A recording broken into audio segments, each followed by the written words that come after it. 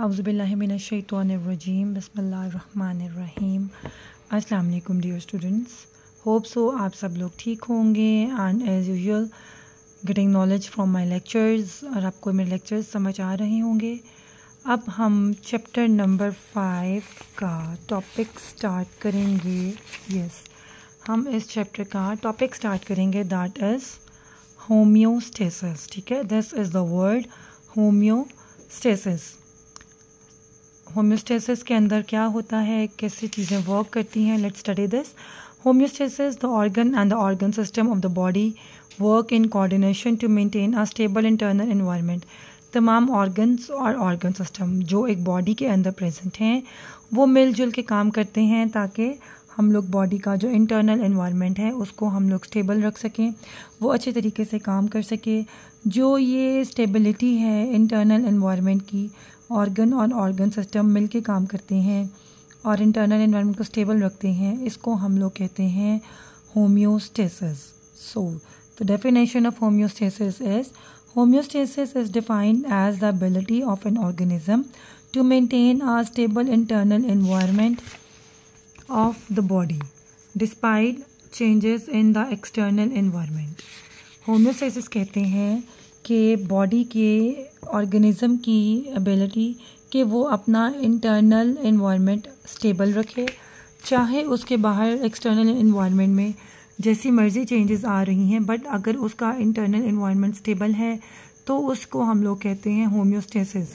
Means ऐसा process कि वो बॉडी का इंटरनल एनवायरनमेंट स्टेबल रखे in spite of changes in the external environment, that is known as the homeostasis. For example of homeostasis include regulating the temperature, blood pressure, blood sugar and pH level.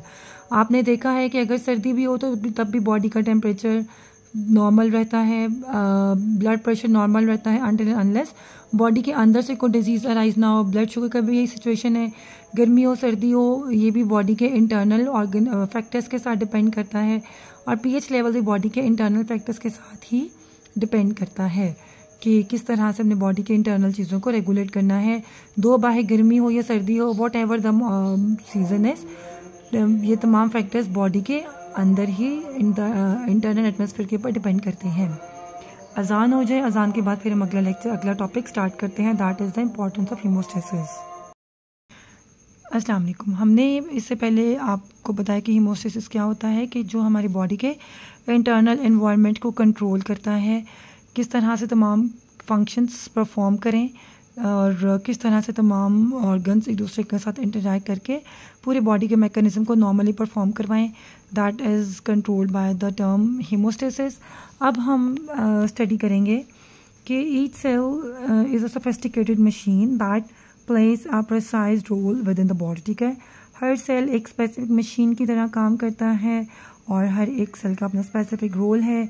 The proper functioning of cell is possible only when the extra cellular conditions such as temperature, pH and the concentration of salts, glucose and oxygen are kept in normal range. ठीक है, हमारी body का हर cell तब proper काम करेगा अगर जो body का required temperature, required pH, required concentration of salts, means इसके अंदर हमारे calcium level, potassium level, magnesium levels and other तमाम चीज़ें जो हैं जितनी बॉडी को नॉर्मली काम करने के लिए रिक्वायर्ड हैं, इन सब के लेवल्स उतने हों।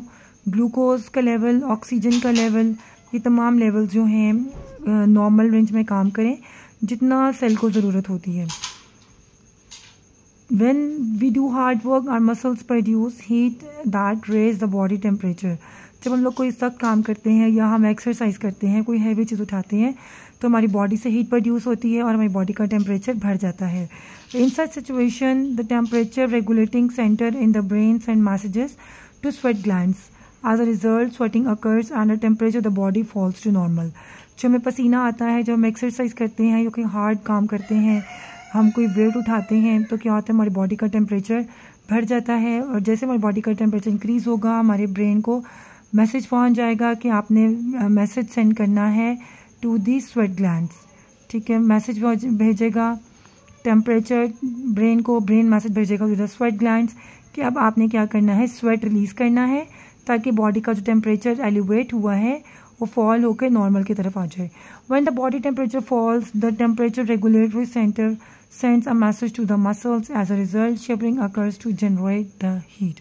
अगर बॉडी का टेम्परेचर बहुत ज़्यादा नीचे चला गया है, ठीक है, मतलब बहुत ज़्यादा सर्दी हो गई है और बॉडी टेम्परेचर फॉल कर गया है, तो temperature regulatory centres in the brain send message to the muscles. तब क्या होगा, हमारा ब्रेन मैसेज करेगा टू द मसल्स को कि उनके अंदर शिवरिंग स्टार्ट हो जाए। शिवरिंग स्टार्ट होने से क्या होगा, मूवमेंट होगी उसके अंदर, और क्या होगा, they will generate the heat so that body का इंटरनल टेम्परेचर सेफ रहे।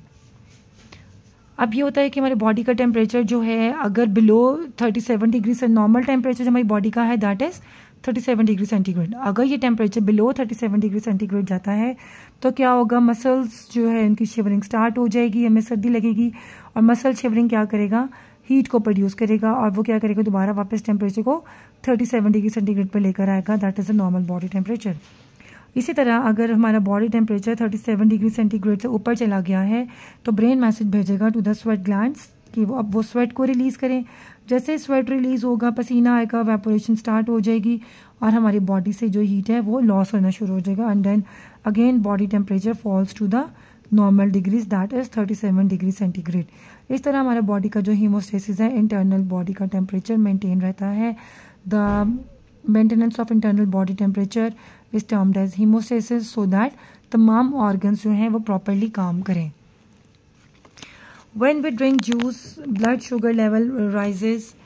In this situation, pancreas is the hormone insulin in blood. This hormone lowers the blood glucose level to normal. जब हम लोग कोई जूस पीते हैं या हम कोई भी मीठी चीज़ जब खाते हैं तो हमारे ग्लूकोज के लेवल्स बॉडी में ज़्यादा होना शुरू हो जाते हैं।